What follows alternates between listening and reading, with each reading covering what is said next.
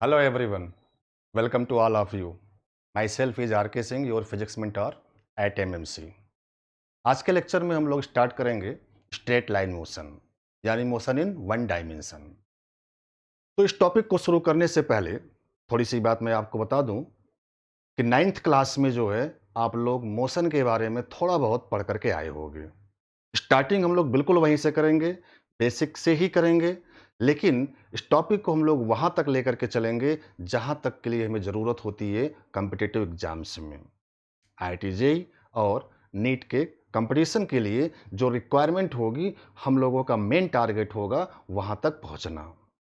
लेकिन वहाँ पर पहुँचने से पहले हम लोग टॉपिक की स्टार्टिंग बिल्कुल इनिशियल स्टेज से करेंगे। ये मान करके हम लोग चलेंगे कि हमें अभी बिल्कुल कुछ भी नहीं पता है। ज़ीरो से स्टार्टिंग करेंगे, राइट? नाइन्थ क्लास के स्टैंडर्ड से ही हम लोग बात करेंगे। छोटी-छोटी बातों को हम लोग लेकर के अपने उस लेवल को हम लोग देखेंगे जिसकी वास्तव में अपने को ज़रूरत है। ठीक? तो चलिए स्टार्ट करते हैं टॉपिक है straight line motion. Ninth class में आप 2 वर्ड पढ़ करके आए होंगे। एक काइनेमेटिक्स और दूसरा काइनेटिक्स। काइनेमेटिक्स और काइनेटिक्स, ये 2 वर्ड आपके सामने नाइन्थ क्लास से ही आए होंगे। Kinematics and kinetics. ठीक? स्पेलिंग में तो खैर बहुत ज़्यादा जो है अंतर नहीं है दोनों में। काइनेमेटिक्स और काइनेटिक्स में केवल एम का ही अंतर है, लेकिन इनके दोनों का जो मीनिंग है उसमें ज़मीन आसमान का डिफरेंस है। आपको पता होना चाहिए कि काइनेमेटिक्स क्या होता है और काइनेटिक्स क्या होता है, राइट? चलिए पहले इसको समझते हैं कि what is the kinematics and what is the kinetics, right? बिल्कुल सिंपल लैंग्वेज में इसको हम लोग समझते हैं। मान लें कि हमारे पास कोई एक सिस्टम है। सिस्टम तो आप समझते होंगे। System is the collection of elements under observation. ठीक है? वो सारे एलिमेंट्स जिनको हम लोग ऑब्जर्व करने के लिए कलेक्ट करेंगे, सेलेक्ट करेंगे, वही सारे एलिमेंट्स हमारे लिए क्या हो जाएंगे? सिस्टम हो जाएंगे। तो चलो मान लिया कि ऐसा कोई जो है हमारे पास एक सिस्टम है जिसको हम लोग ऑब्जर्व करने के लिए कंसीडर किए हैं। This is our system. कोई बॉडी हो सकती है, कोई ऑब्जेक्ट हो सकता है, व्हाटएवर कुछ भी हो, तो दिस इज आवर सिस्टम। अब ये नेचर का लॉ है कि किसी भी सिस्टम के ऊपर अगर मैं कोई भी कॉज अप्लाई करूं, क्या अप्लाई करूं? कॉज। तो कोई भी कॉज अगर हम लोग किसी सिस्टम के ऊपर अप्लाई करें तो उस कॉज के करस्पॉन्डिंग सिस्टम में एक इफेक्ट का प्रोडक्शन होता है। एक इफेक्ट श्योर है आएगा। This is the basically law of nature, right?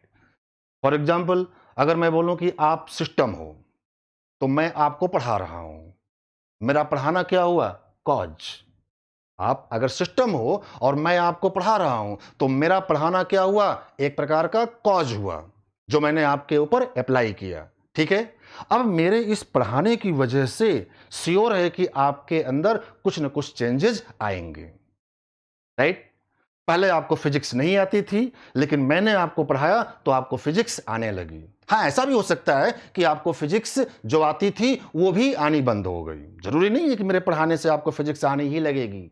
ऐसा भी हो सकता है कि आपको जो आता था वो सब भी जो है आपका गड़बड़ हो जाए, यानी कि वो सब भी जो है आपको भूल जाए। लेकिन इफेक्ट तो आया ना, मतलब जैसे आप आए थे वैसे आप नहीं गए। मेरे पढ़ाने के बाद जो है आपको या तो फिजिक्स आने लगेगी या तो फिजिक्स जो आती थी वो भी आनी बंद हो गई होगी। मतलब कि आप जैसे आए थे वैसे नहीं गए, आप में एक इफेक्ट आ गया, चेंजेज हो गया। ये नेचर का लॉ है।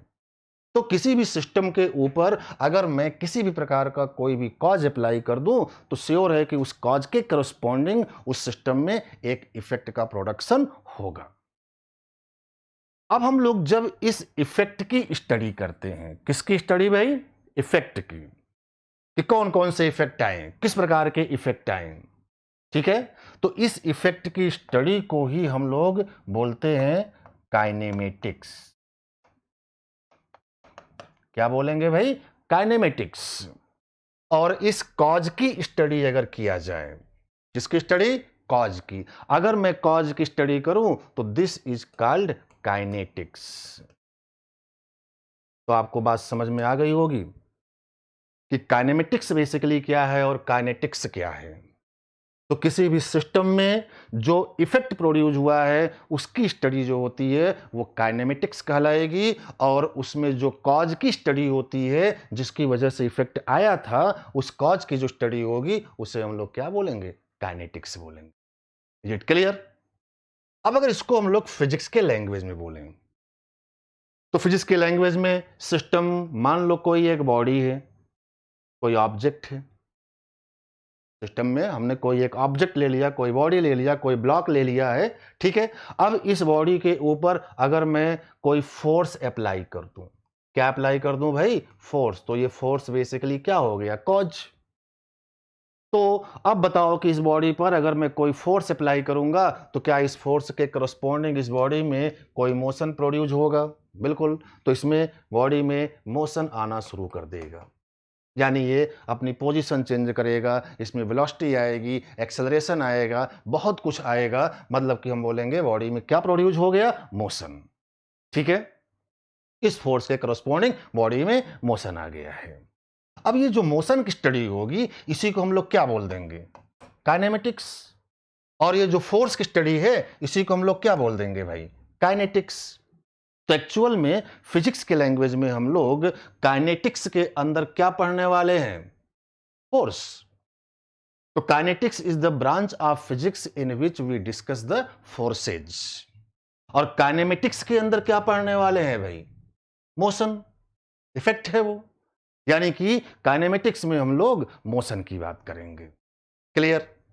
अब आप हमें जरा ये बताओ कि अपना ये जो टॉपिक है वो टॉपिक क्या है, स्ट्रेट लाइन मोशन। मतलब हम लोग इस टॉपिक के अंदर मोशन की बात करने वाले हैं, किसी ऑब्जेक्ट का मोशन कैसा हो रहा है उस पर डिस्कशन करेंगे।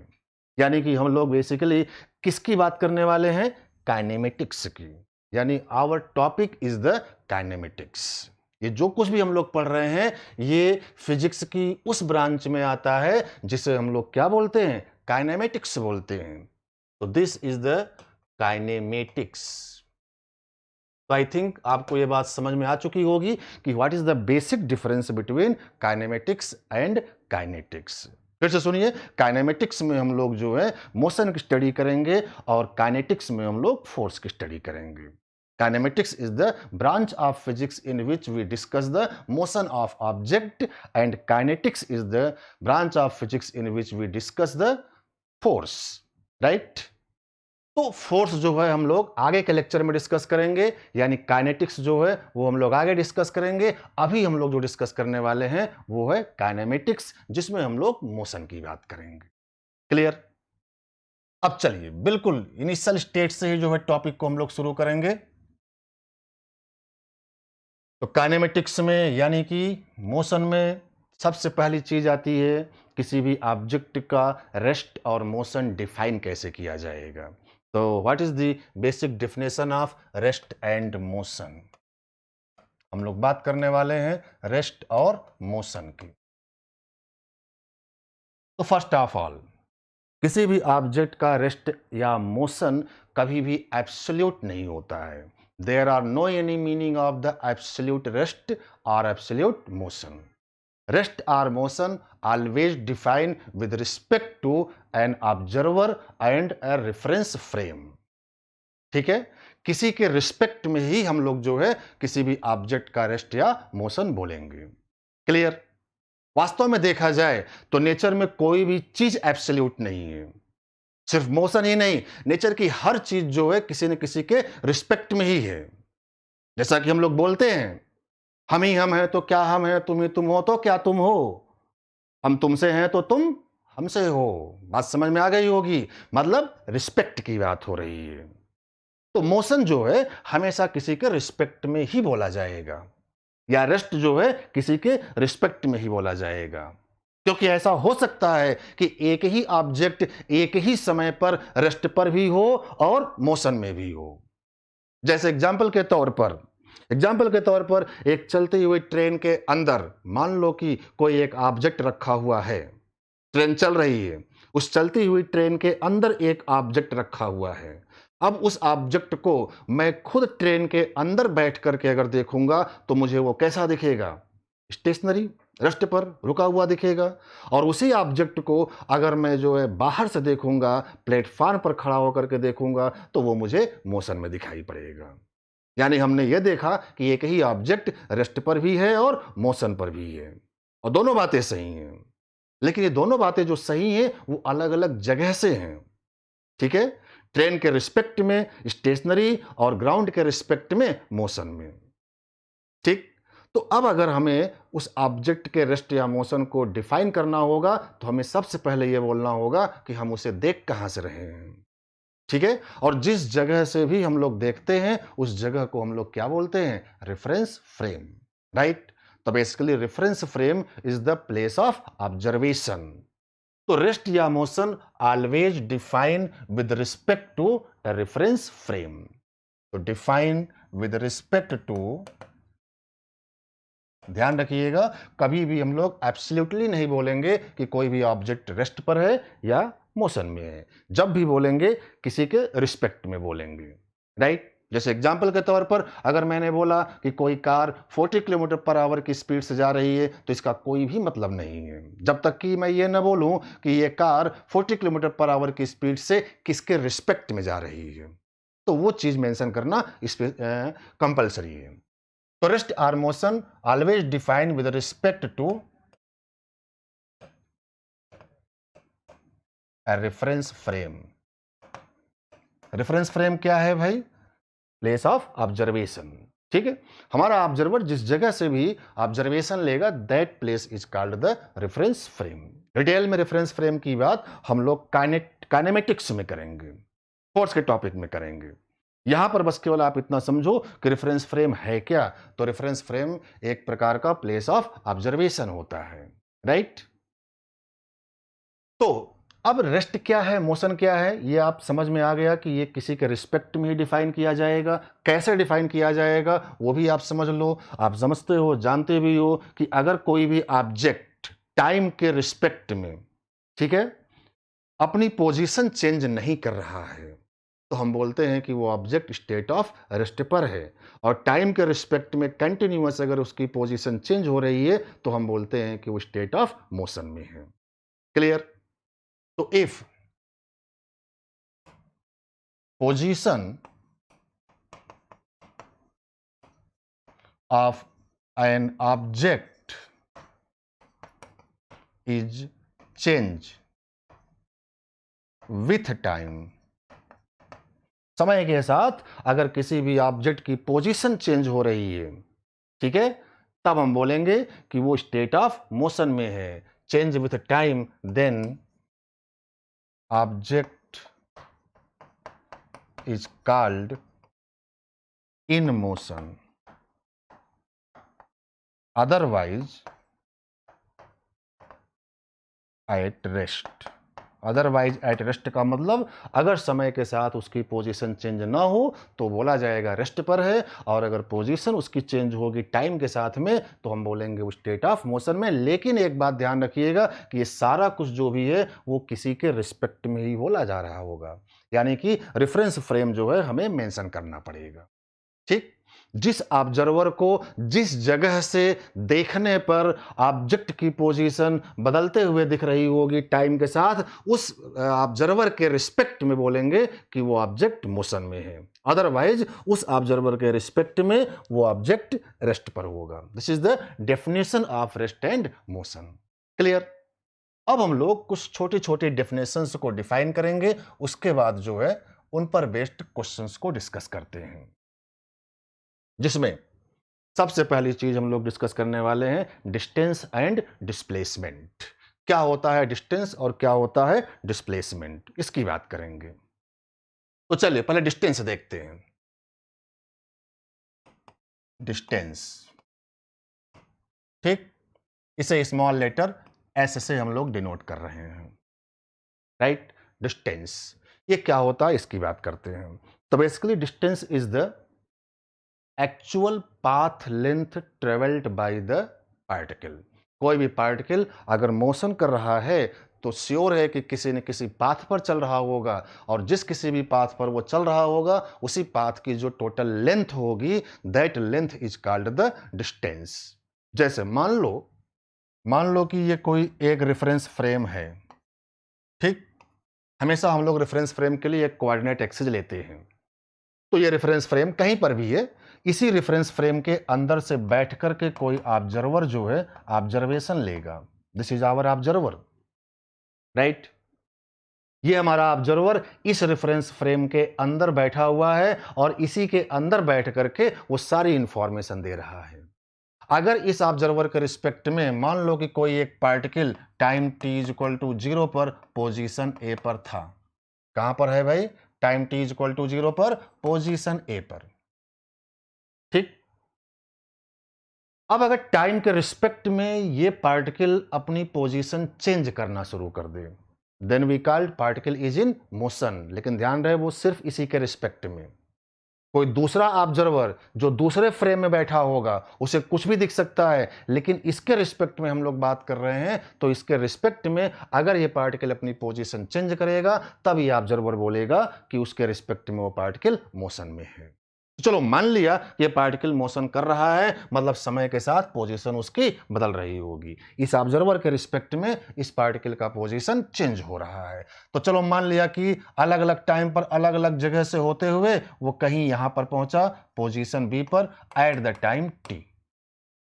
यहां से वहां तक ए से बी तक जाने में समय कितना लगा? टी। और इन पोजीशन से होते हुए जो है वो ए से बी तक गया होगा। बस इसी पूरे पाथ की लेंथ जो होगी, ये जो पाथ उसने ट्रेवल किया ए से बी तक जाने में, that path length is called the distance. तो एक लाइन में डिस्टेंस की जो डेफिनेशन है वो अपने को समझ में आ गई कि it is the actual path length travelled by the particle. Clear? ये आ गया डिस्टेंस। लेकिन ध्यान रहे कि ये जो कुछ भी हो रहा है सिर्फ और सिर्फ इसके रिस्पेक्ट में हो रहा है। अब जो डिस्टेंस है वो हमने डिफाइन तो कर लिया, अब इसकी कुछ जो है इंपॉर्टेंट पॉइंट्स भी होते हैं, उसे भी अपने को समझना है। तो some main point about distance, some main point about distance.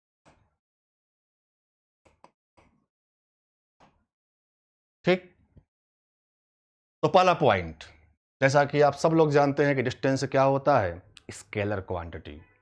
ठीक है। स्केलर क्वांटिटी वो होती है जिसमें कोई भी डायरेक्शन नहीं होती है, और वेक्टर क्वांटिटी वो होती है जिनमें magnitude, direction as well as follow the vector rules. ठीक।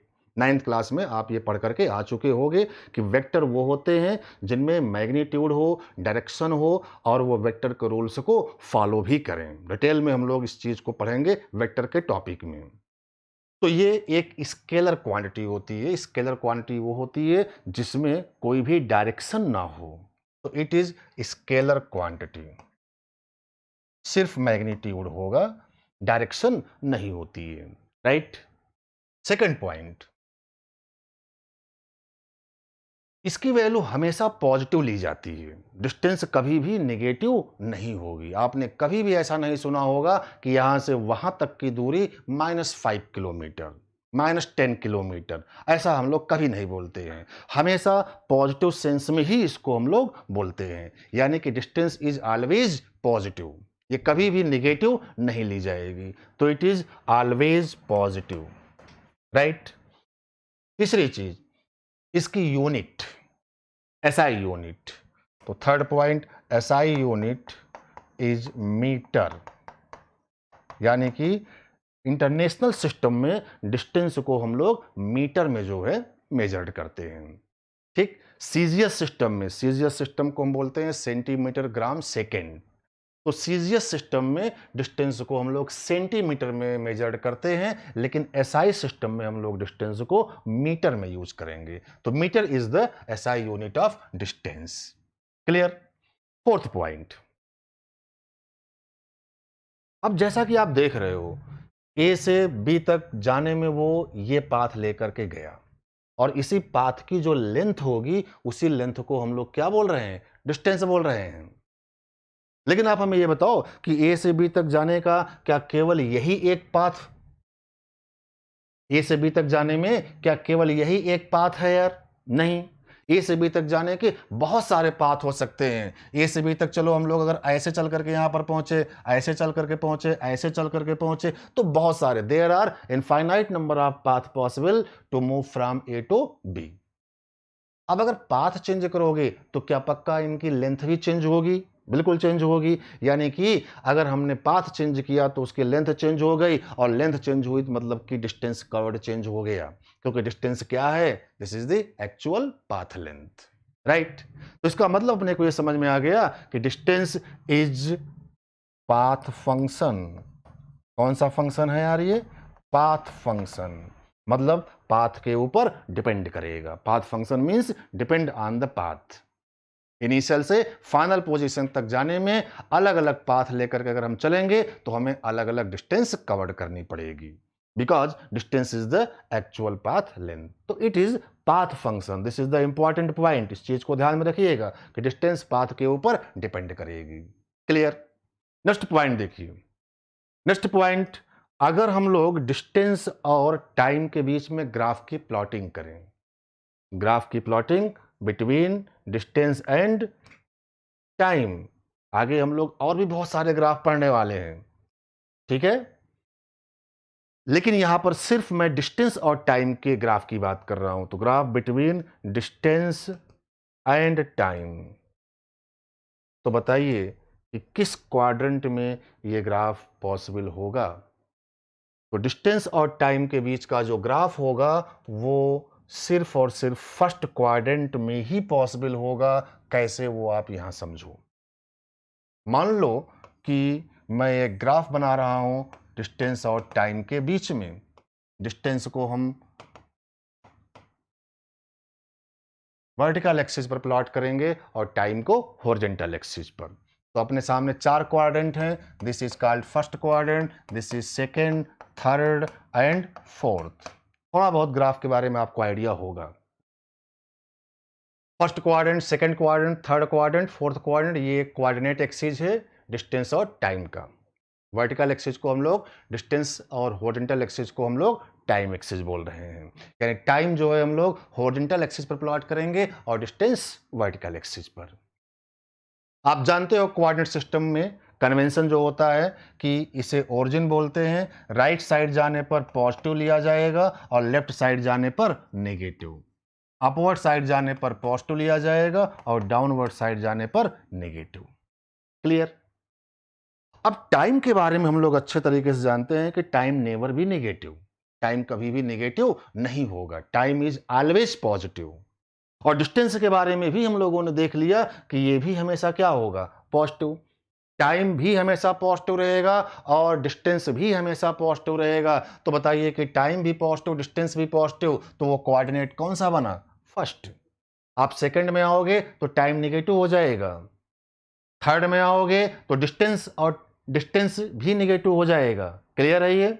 इसका मतलब ना तो इसमें ग्राफ पॉसिबल होगा और ना ही इसमें और ना ही इसमें। तो याद रखिएगा, जब भी कोई भी ग्राफ हमें बनाना होगा डिस्टेंस वर्सेस टाइम के बीच में, तो वो ग्राफ सिर्फ और सिर्फ कौन से क्वाड्रेंट में बनेगा? फर्स्ट क्वाड्रेंट में बनेगा। क्लियर? एक और इसकी सबसे इंपॉर्टेंट प्रॉपर्टी होती है और वो प्रॉपर्टी ये होती है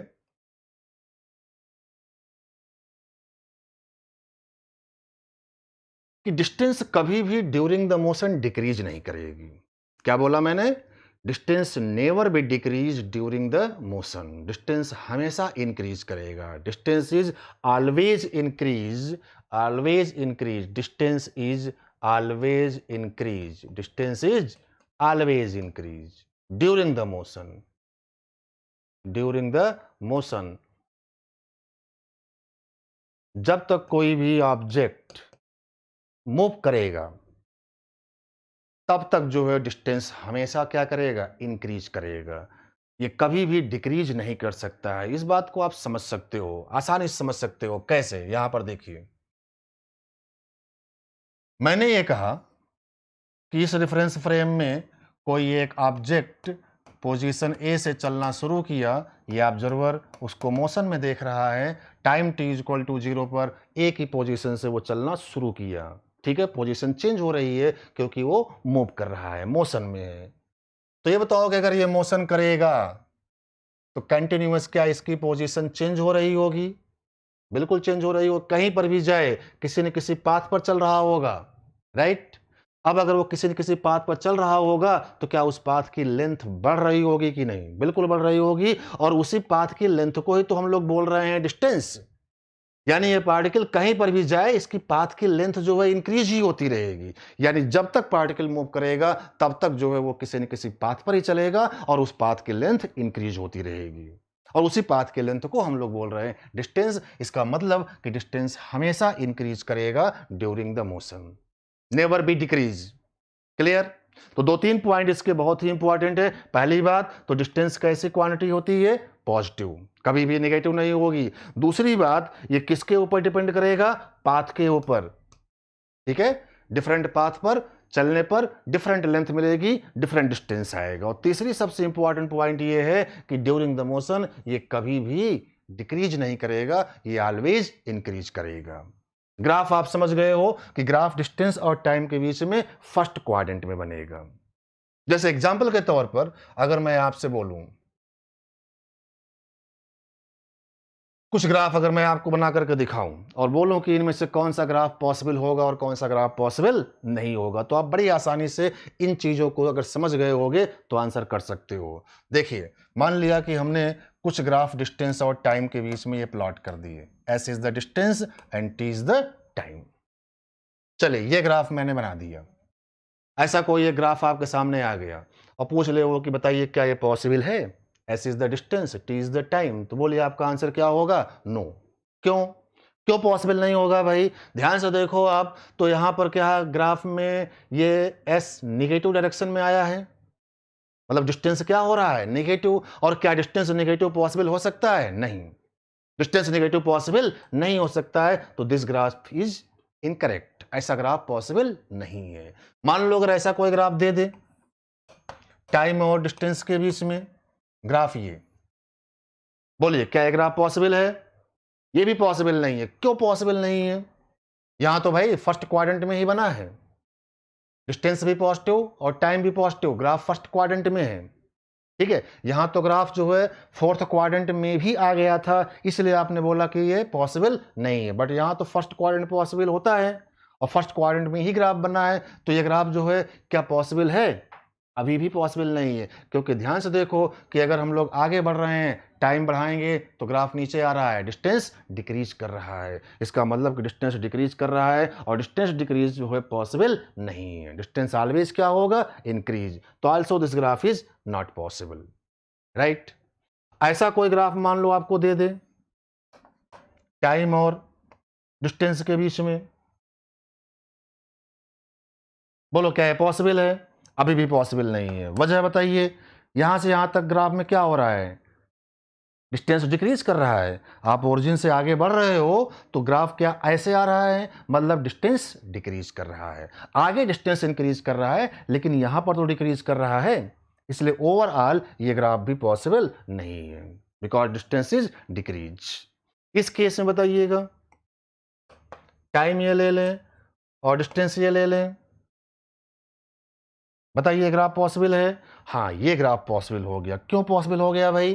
क्योंकि आप देख रहे हो कि डिस्टेंस और टाइम दोनों पॉजिटिव हैं, और टाइम के बढ़ने पर डिस्टेंस इंक्रीज कर रहा है, डिस्टेंस डिक्रीज नहीं कर रहा है, इसलिए जो है ये ग्राफ पॉसिबल है। क्लियर है ये? तो ऐसे जो है बहुत सारे ग्राफ हो सकते हैं जो कि आप देख करके बता सकते हो कि कौन सा पॉसिबल होगा और कौन सा पॉसिबल नहीं होगा। वो हमारे जो मेन पॉइंट्स में डिस्कस किए थे उनको आपको ध्यान में रखना है, राइट? अब देखिए, ये तो हो गया भाई डिस्टेंस, ठीक। अब अगर हम लोग बात करें डिस्प्लेसमेंट की, किसकी बात कर रहे हैं? डिस्प्लेसमेंट की। तो डिस्प्लेसमेंट क्या है इसको समझो आप। सबसे पहली बात, डिस्प्लेसमेंट एक वेक्टर क्वांटिटी होती है। और वेक्टर क्वांटिटी क्या होती है, थोड़ा बहुत आप इसके बारे में पढ़ करके आए हो। वेक्टर्स वो होते हैं जिनमें डायरेक्शन भी होगा और मैग्नीट्यूड भी होता है। ठीक, तो it is a vector quantity और इसे हम लोग एस के ऊपर छोटा सा एरो लगा करके डिनोट करेंगे। वेक्टर एस पढ़ते हैं इसको। Vector S means displacement, right. ये एक वेक्टर क्वांटिटी है। कैसी क्वांटिटी है भाई? Vector quantity. इसमें मैग्नीट्यूड भी होगा और डायरेक्शन भी होगा। ठीक है, इसमें मैग्नीट्यूड भी होगा और डायरेक्शन भी होगा। अब मैग्नीट्यूड क्या है और डायरेक्शन क्या है ये आपको समझना है। मैग्नीट्यूड जो होता है वो इनिशियल और फाइनल पोजीशन के बीच की डिस्टेंस होती है, या आप ये भी कह सकते हो कि it is the shortest path length. ठीक है, तो मैग्नीट्यूड इज डिस्टेंस बिटवीन या length between, distance between initial and final point. ठीक, कोई पार्टिकल इनिशियल पोजीशन से फाइनल पोजीशन तक गया होगा, किसी पाथ के ऊपर चल करके गया होगा, उस पाथ की लेंथ को तो डिस्टेंस बोला गया था, लेकिन इस इनिशियल और फाइनल के बीच की जो दूरी होती है जिसे हम लोग शॉर्टेस्ट पाथ लेंथ भी बोलते हैं, उसी को हम बोलेंगे डिस्प्लेसमेंट का मैग्नीट्यूड, राइट। या इसे आप लिख सकते हो shortest path length. This is shortest path length. It is called magnitude of displacement, right. Direction क्या होगी भाई? क्योंकि ये वेक्टर क्वांटिटी है, डायरेक्शन भी होगी, तो डायरेक्शन हमेशा from initial to final position. From initial, ध्यान रखिएगा डायरेक्शन में बड़ा कंफ्यूजन हो जाएगा आगे, तो क्लियर रखिएगा कि जब भी हम लोग डिस्प्लेसमेंट की डायरेक्शन की बात करेंगे तो ऑलवेज इनिशियल से फाइनल, तो from initial to final position. ठीक, तो it is the definition of displacement. Clear है ये? देखो, जैसे मान लो कि अगर इस रेफरेंस फ्रेम के अंदर कोई ऑब्जर्वर बैठ करके ऑब्जर्वेशन ले रहा है, इसी के रिस्पेक्ट में सारी बातें करनी है अपने को। मान लो time t is equal to 0 पर पार्टिकल पोजीशन ए पर से चलना शुरू किया, मोशन में है, तो कंटिन्यूअस इसकी पोजीशन चेंज होगी और अलग अलग पोजीशंस को लेते हुए मान लो time t is equal to t पर पोजीशन b पर पहुंच गया भाई। तो मैंने डिस्प्लेसमेंट को डिफाइन किया। क्या डिफाइन किया? कि इस ऑब्जर्वर के रिस्पेक्ट में इस पार्टिकल का जो डिस्प्लेसमेंट होगा, उस डिस्प्लेसमेंट का मैग्नीट्यूड जो होगा वो इनिशियल और फाइनल के बीच की दूरी, यानी ये लेंथ जो होगी that is called magnitude of displacement. और जो डायरेक्शन होगी वो always from initial to final. Initial position क्या है भाई? ए, और फाइनल क्या है? बी। एरो लगा दो, अब एरो लगा दिया तो ये एक वेक्टर बन गया, राइट। इसी को हम बोलेंगे डायरेक्शन ए से बी की तरफ। It is the magnitude and direction of displacement. Clear? अब इसकी भी कुछ मेन पॉइंट्स हैं, उन मेन पॉइंट्स पर डिस्कशन करते हैं। तो देखिए, some main point about displacement, some main point. ठीक, डिस्प्लेसमेंट के मेन पॉइंट। पहला पॉइंट हम लोगों ने देख ही लिया कि ये कैसी क्वांटिटी है भाई? वेक्टर। ध्यान रहे, डिस्प्लेसमेंट वेक्टर है और डिस्टेंस क्या है? स्केलर, तो it is a vector. Second point, ये पॉजिटिव भी हो सकता है और नेगेटिव भी हो सकता है, as well as during the motion zero भी हो सकता है। तो may be positive, may be negative, may be zero. Zero भी हो सकता है, पॉजिटिव भी हो सकता है और नेगेटिव भी हो सकता है। अब ये पॉजिटिव क्या है, नेगेटिव क्या है, उसको पहले समझते हैं। बेसिकली ये एक प्रकार का कन्वेंशन है। अगर मैं बोलूं कि कोई एक पार्टिकल पोजीशन ए से चल करके पोजीशन बी तक गया, ठीक, initial position time t is equal to 0 पर ए था और final position time t is equal to t पर बी पर था। किसी भी रास्ते से होकर के गया हो, दोनों के बीच की जो डिस्टेंस होगी उसी को हम लोग मैग्नीट्यूड ऑफ डिस्प्लेसमेंट बोलेंगे और डायरेक्शन जो होगी वो इनिशियल से फाइनल। क्लियर है ये? अब आप देखो, इसकी डायरेक्शन हमने ए से बी लिया है और कन्वेंशन जो हमारा होता है वो ये कि अगर मैं आगे की ओर को पॉजिटिव बोलूं तो बताइए कि पीछे की तरफ की वैल्यू क्या हो जाएगी? नेगेटिव। अगर हमने आगे की डायरेक्शन को पॉजिटिव मान लिया है तो श्योर है कि पीछे की डायरेक्शन क्या हो जाएगी? नेगेटिव। या इसका उल्टा भी कर सकते हो आप। अगर आप आगे को नेगेटिव लोगे तो फिर पीछे क्या हो जाएगा? Positive, right? लेकिन ये इंटरनेशनल सिस्टम का कन्वेंशन है, वर्ल्ड की सभी यूनिवर्सिटीज इस कन्वेंशन को फॉलो करती हैं, हम लोग भी वही फॉलो करेंगे। आगे की ओर हमेशा हम क्या मानेंगे? पॉजिटिव, और पीछे की ओर क्या मानेंगे? नेगेटिव। यानी कि अब अगर मान लो कि पार्टिकल इनिशियल ए पर रहा हो t इक्वल टू 0 पर, और फाइनल जो है वो बी पर कहीं यहाँ पहुँचा हो, तो बताइए कि उसका डिस्प्लेसमेंट क्या पीछे की ओर हो जाएगा? इनिशियल यहां पर और फाइनल यहां पर, तो डायरेक्शन इनिशियल से फाइनल की ओर। हमने आगे की ओर पॉजिटिव लिया है, तो बोलो पीछे की ओर क्या हो जाएगा? नेगेटिव। यहां पर डिस्प्लेसमेंट प्लस में लिखा जाएगा और यहां पर डिस्प्लेसमेंट माइनस में। तो एक बात तो समझ में आ गई कि डिस्प्लेसमेंट पॉजिटिव नेगेटिव कुछ भी हो सकता है, लेकिन ध्यान रहे डिस्टेंस हमेशा क्या होगा? Positive, right? जीरो कब होगा भाई? साफ साफ आपको दिख रहा है। मैंने आपको बताया कि इसका मैग्नीट्यूड क्या होता है? इनिशियल और फाइनल पॉइंट के बीच की दूरी। अब यार अगर इनिशियल और फाइनल पॉइंट के बीच की दूरी अगर जीरो हो जाए तो क्या हम बोलेंगे डिस्प्लेसमेंट जीरो हो गया? बिल्कुल। अब इनिशियल और फाइनल पॉइंट के बीच की दूरी जीरो होने का मतलब क्या इनिशियल और फाइनल पोजीशन कोइंसाइड कर जाए? इट मींस पार्टिकल जहां से चला क्या वहीं पर पहुंच जाए? पार्टिकल जहां से चला वहीं पर अगर पहुंच जाए तो हम बोलेंगे कि उसका डिस्प्लेसमेंट क्या हो गया? जीरो हो गया। फॉर एग्जाम्पल अगर मैं आपसे एक क्वेश्चन करूं कि आप घर से आए यहां पर पढ़ने के लिए और फिर यहां से पढ़ करके आप अपने ही घर पर गए, ठीक है? हो सकता है कि घर से यहां तक आने में जो रास्ता आपने लिया हो और यहां से घर तक जाने में जो रास्ता लिया हो वो सेम हो या अलग हो, राइट?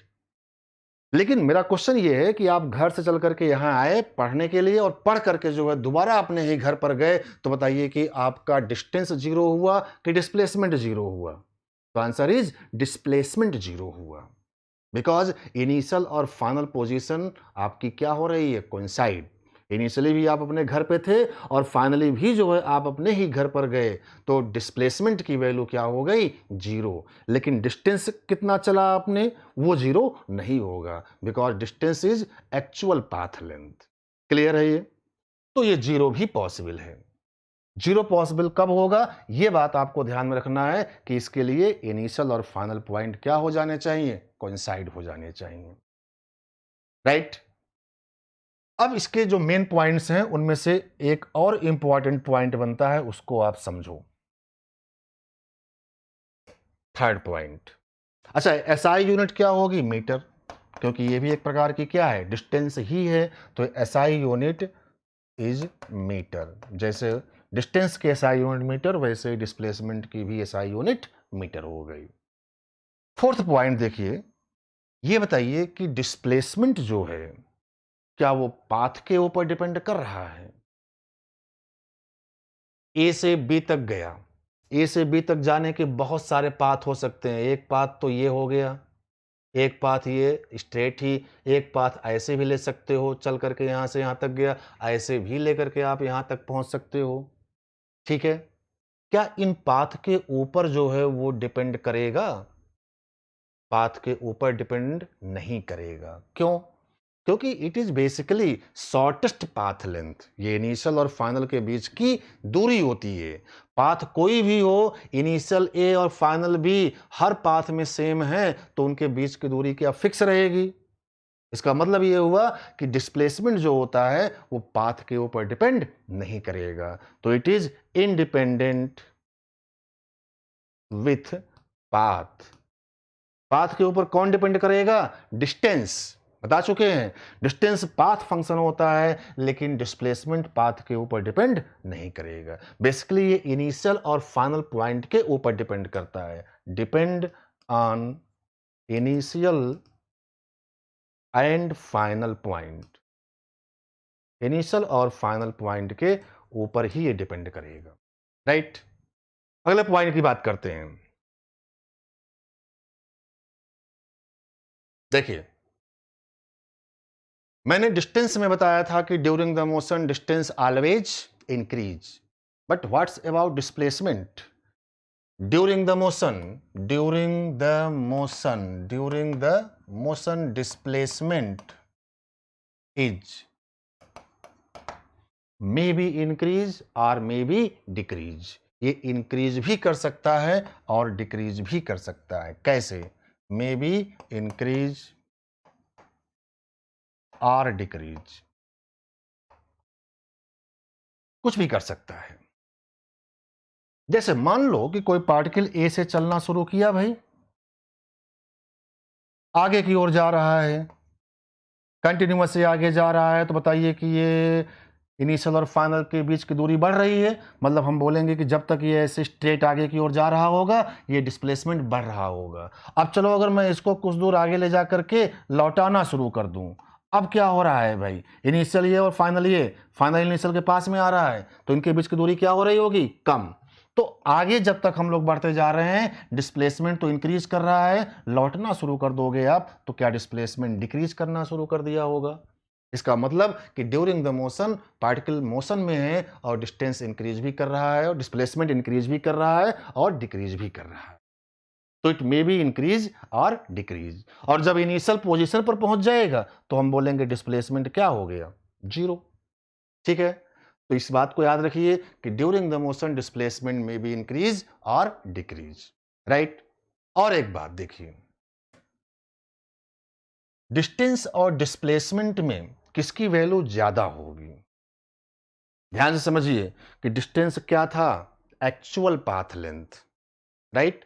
और डिस्प्लेसमेंट क्या है? Shortest path length.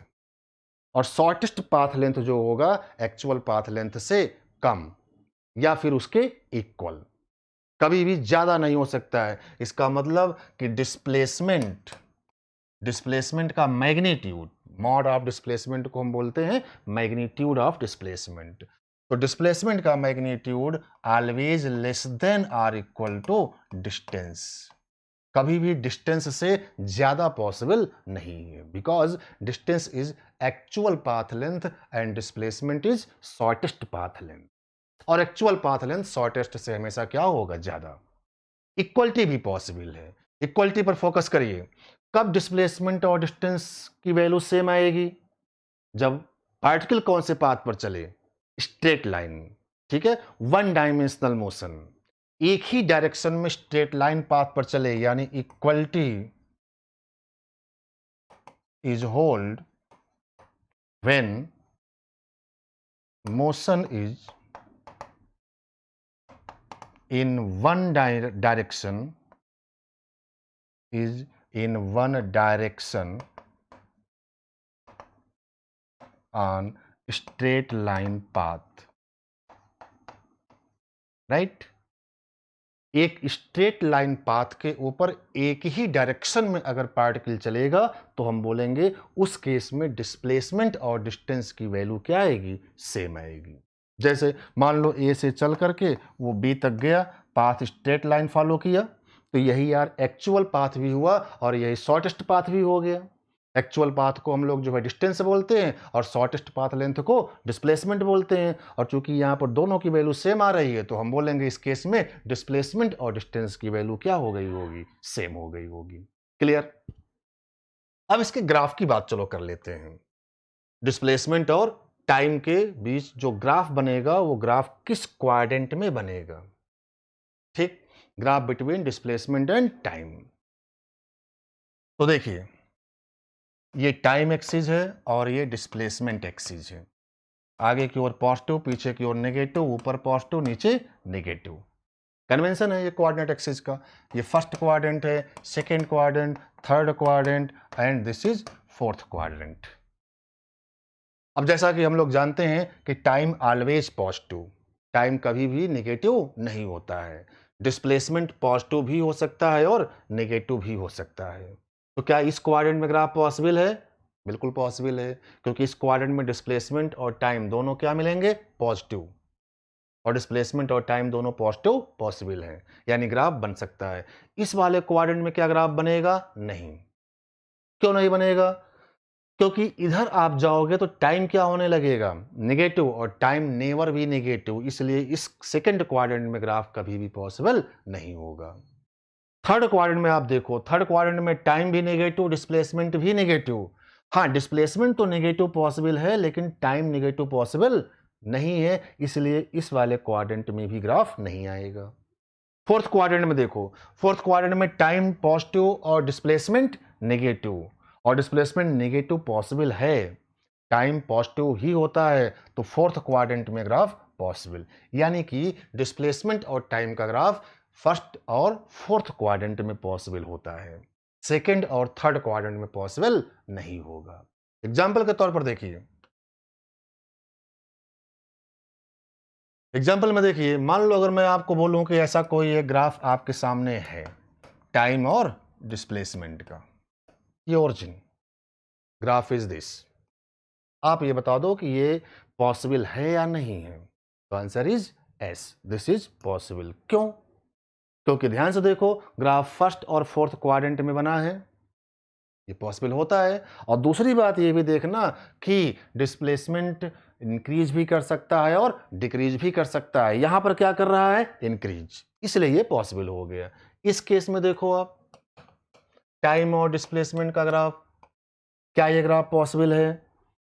हाँ भाई, ये भी ग्राफ पॉसिबल है, क्योंकि यहां पर डिस्प्लेसमेंट डिक्रीज कर रहा है और डिक्रीजिंग डिस्प्लेसमेंट पॉसिबल होता है, फर्स्ट और फोर्थ में ग्राफ बना हुआ है, तो दिस ग्राफ इज पॉसिबल। ये ग्राफ बताइए टाइम और डिस्प्लेसमेंट के बीच का, मान लो ऐसा कोई ग्राफ बन गया, ये ग्राफ पॉसिबल है या नहीं? ध्यान से आप देखो, एक ही टाइम पर आपको दो दो डिस्प्लेसमेंट मिल रहे हैं, ये भी और ये भी, एक ही टाइम पर ग्राफ में ये और ये दो पॉइंट आपको मिल रहे हैं, यानी एक ही टाइम पर पार्टिकल के पास दो दो डिस्प्लेसमेंट पॉसिबल हो रहे हैं, जो कि प्रैक्टिकली पॉसिबल नहीं है। इसका मतलब ये हुआ कि ऐसा कोई भी ग्राफ पॉसिबल नहीं है।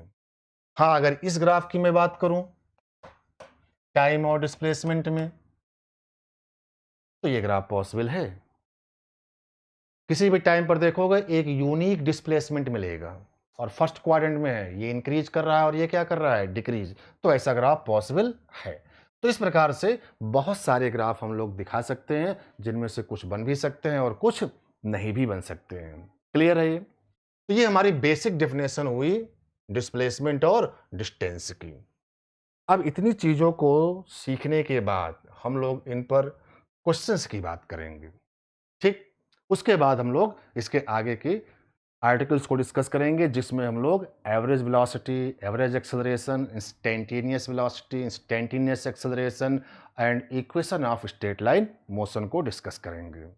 लेकिन उससे पहले डिस्टेंस और डिस्प्लेसमेंट से रिलेटेड कुछ क्वेश्चंस को हम लोग समझते हैं और इसका यूज करते हैं।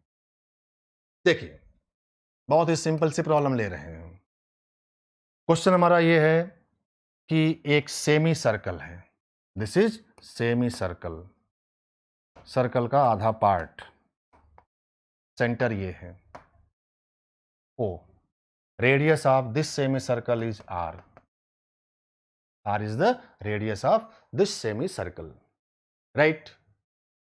इस पॉइंट को चलो हमने ए का नाम दिया और इस पॉइंट को बी का नाम दिया। क्वेश्चन हमारा ये है कि कोई एक पार्टिकल इस सेमी सर्कल के पाथ पर चल करके ए से बी तक जाता है, कहां से कहां तक, ए टू बी, ए से बी तक उसे जाना है on this path, semi circular path को कवर करके पार्टिकल ए से बी तक पहुंचा। तो बताइए कि डिस्टेंस और डिस्प्लेसमेंट के मैग्नीट्यूड का रेशियो कितना होगा। क्वेश्चन में क्या पूछा गया है कि find out the ratio of distance upon magnitude of displacement. फिर से देखिए क्वेश्चन में क्या है, क्वेश्चन में दिया गया है कि particle start to move from A to B on this semi circular path, clear, and find the ratio of distance and magnitude of displacement, clear. तो डिफिनेशन अप्लाई करते हैं और देखते हैं कि कैसे हम लोग ये रेशियो फाइंड कर सकते हैं। डिस्टेंस क्या होता है भाई, what is the distance? Distance is the actual path length. Path कौन सा है भाई, semi circle, and you know that semi circle की लेंथ कितनी है, पाई आर। पूरे सर्कल की लेंथ कितनी होती है, 2 पाई आर। तो डिस्टेंस की वैल्यू इंडिविजुअली अगर मैं लिखूं तो this is equal to pi r, circle का हाफ, राइट। और डिस्प्लेसमेंट का जो मैग्नीट्यूड होगा, this is shortest path length. Shortest path length जो होगा वो इनिशियल और फाइनल के बीच की दूरी, ध्यान से देखो, ये इनिशियल से फाइनल के बीच की दूरी डायमीटर हो गया। डायमीटर, रेडियस अगर r है तो डायमीटर कितना हो गया, 2r। This is the displacement. अब रेशियो निकाल लो भाई, रेशियो करेंगे तो this is equal to pi r by 2r, r ने r को मारा, this is equal to pi by 2। And you know that pi is what, 22/7, 22/7। तो this is 22/2 into 7, this is equal to 11/7, right? तो 11/7 is the result of this particular question। तो चलिए इस पर हम लोग आगे भी कुछ अच्छे लेवल वाली प्रॉब्लम्स की बात करेंगे नेक्स्ट क्लास में, जिसमें हम लोग डिस्टेंस और डिस्प्लेसमेंट के ही प्रॉब्लम्स को आगे देखेंगे और उसके बाद हम लोग इस टॉपिक को आगे देखेंगे, right? Okay, thank you very much.